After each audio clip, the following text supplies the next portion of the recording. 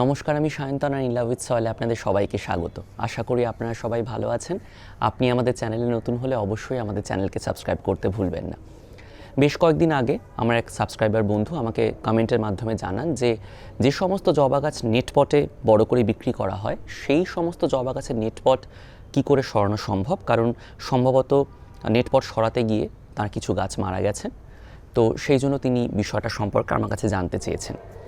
আমি সেখানে উত্তরও দিয়েছি, কিন্তু কোইন্সিডেন্টালি আমি কয়েকদিন আগে একটা জবা গাছ কিনে আনি এবং সেই জবা গাছটা আমি কেনার পর বুঝতে পারি যে সেটা নেটপটে বড় করা হয়েছে। তো আমি যেভাবে নেটপট সরাই, আমি সেই প্রসেসটা ভাবলাম যদি পুরোটা আপনাদের সঙ্গে শেয়ার করা যায় তাহলে আমার মনে হয় আপনাদের অনেকেরই এই প্রশ্নের উত্তর আপনারা পেয়ে যাবেন। কারণ আমি সম্প্রতি দেখছি বেশিরভাগ গাছ বা অধিকাংশ জবা গাছ বিশেষ করে নেটপটের মধ্যে বড় করা হচ্ছে। তবে আমার কমন সেন্স অ্যাপ্লাই করে আমি শুধু এটা বলতে পারি যে যেহেতু এরা শ্রাব জাতীয় গাছ, গুল্ম জাতীয় গাছ এবং এরা যথেষ্ট দ্রুত বাড়ে, ভিগোরাস, এবং এদের রুট সিস্টেম যেহেতু খুব মোটা হয় এবং দৃঢ় হয়, সেই জন্য নির্দিষ্ট সময় পরে বা একটা সময় পরে, ধরুন 1 বছর বা 1.5 বছর পর যখন গাছটা ম্যাচিওর হয়ে যাবে টবে এবং খুব ভালো মতো রুট সিস্টেম তৈরি করতে শুরু করবে, তখন কিন্তু ওই নেটপটের ধারে ঘষা খেয়ে খেয়ে মূলগুলো কেটে যেতে পারে, নষ্ট হতে পারে।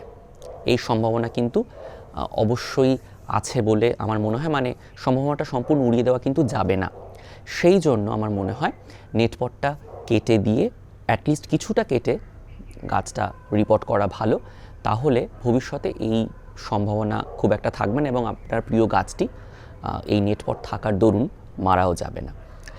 কিন্তু আপনাকে সাবধানতা অবলম্বন করে কাজটা করতে হবে এবং আপনি যদি এই বিষয়ে আত্মবিশ্বাসী না হন তাহলে প্রসেসটা ফলো না করাই ভালো। কিন্তু আমি বলবো কোথাও না কোথাও তো আমাদের শুরু করতে হয়, কাজে একবার চেষ্টা করে দেখুন না, হয়তো গাছটা বাঁচবে না, কিন্তু আপনি এই প্রসেসের মধ্য দিয়ে শিখে যাবেন অনেকটাই।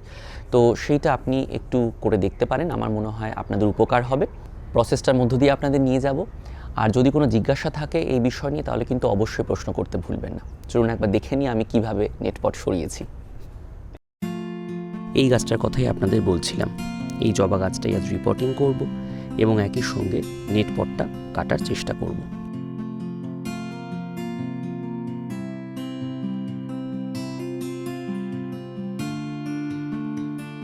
প্রথমে যে নার্সারি ব্যাগটা আছে সেটা কেটে নেওয়ার ব্যবস্থা করব।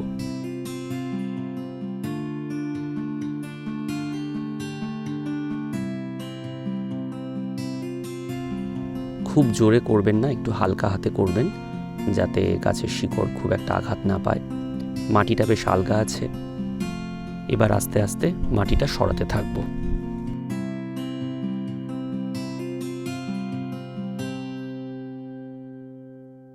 মাটিটা বেশ আলগা, সহজেই ছেড়ে যাচ্ছে, বেশ ভালোই হয়েছে। এতে শিকড় খুব একটা আঘাত পাবে না এবং মাটিকে খুব একটা চাপও দিতে হবে না। দেখুন কি সহজে শিকড় থেকে মাটিটা ছেড়ে যাচ্ছে। অনেকটাই মাটি ছেড়ে গেছে, খেয়াল করে দেখুন নেটপটটা দেখা যাচ্ছে এখানে। এবার আমরা কাটতে শুরু করব।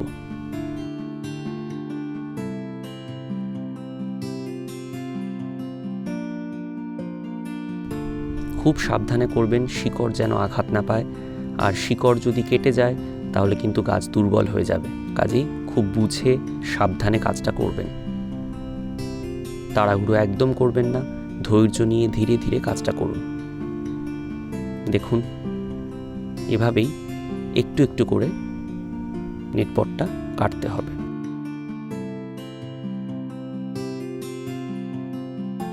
দেখুন এইভাবেই টুকরো টুকরো করে নেটপটটা কেটে নেবার ব্যবস্থা করতে হবে।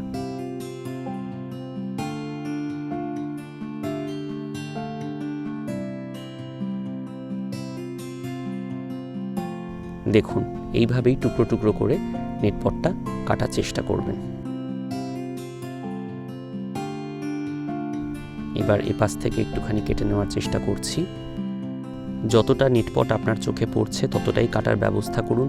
খুব বেশি মাটিতে চাপ দিয়ে বা শিকড়ে চাপ দিয়ে নেটপট কাটার দরকার নেই, তাতে কিন্তু ক্ষতি হতে পারে গাছের।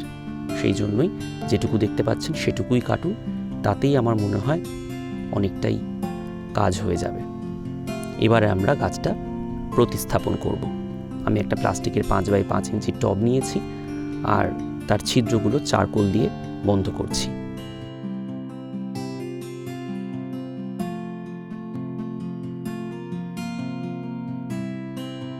এবার আমরা গাছটা বসিয়ে দেব।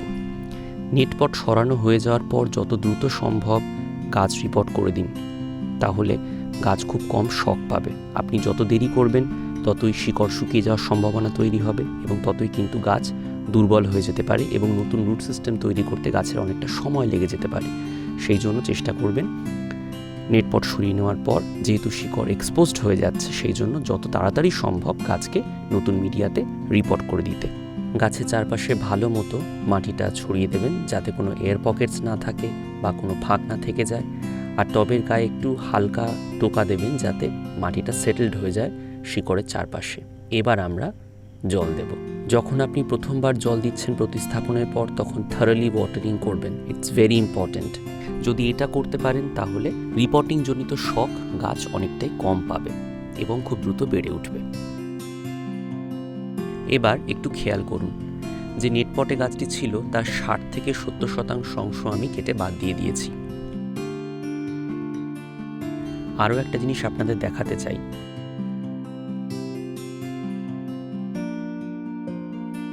যে মাটিতে গাছটি ছিল সেই মাটিটা যদি আপনারা একটু খেয়াল করেন তাহলে দেখবেন সেখানে শিকড় প্রায় নেই, অর্থাৎ পুরো কাজটা করার সময় খুব কম পরিমাণে শিকড় ড্যামেজ হয়েছে। যদি এটা এনশিওর করতে পারেন তাহলে কিন্তু রিপোর্টিং জনিত শক গাছ খুব কম পাবে এবং গাছ ভালো মতো বেড়ে উঠবে। গাছ বসানো হয়ে যাওয়ার পর অবশ্যই চেষ্টা করবেন প্রথম 4 থেকে 5 দিন গাছকে ছায়ায় রাখতে এবং অবশ্যই দিনে অন্তত 2 বার মিস্টিং করবেন বা জল স্প্রে করবেন, যাতে গাছ আর্দ্রতা না হারায়। এবং যেখানে খুব বেশি হাওয়া চলাচল হচ্ছে সেখানে গাছ রাখবেন না। 4-5 দিন পর আস্তে আস্তে সকালের রোদ এবং তারপর রোদের পরিমাণটা বাড়াতে শুরু করবেন, দেখবেন গাছ ভালো থাকছে এবং খুব ভালো মতো বেড়ে উঠছে। এখন তো বসন্তকাল, নতুন জবা পাওয়া যাচ্ছে প্রচুর পরিমাণে। আপনারা যারা জবা কিনতে চান বা জবা গাছ বড় করতে আগ্রহী তারা কিনে ফেলুন। এবং যদি আপনি দেখেন যে আপনার জবা গাছের তলায় নেটপটটি আছে, তাহলে সেই নেটপটটিকে সরানোর ব্যবস্থা করুন। যদি আপনি আত্মবিশ্বাসী হন তাহলেই সরানোর ব্যবস্থা করুন এবং আমি যেভাবে দেখালাম সেভাবে যদি সরাতে পারেন, অ্যাটলিস্ট আমি এইটুকু অ্যাসিওর করতে পারি যে আপনার গাছ ভালো হয়ে বেড়ে উঠবে এবং এই নেটপট সরানোর জন্য মারা যাবে না। সবাই ভালো থাকবেন, সুস্থ থাকবেন এবং অবশ্যই আমাদের সঙ্গে থাকবেন এবং আমি অবশ্যই আপডেট দেব, কথা দিচ্ছি। ভালো থাকুন সবাই।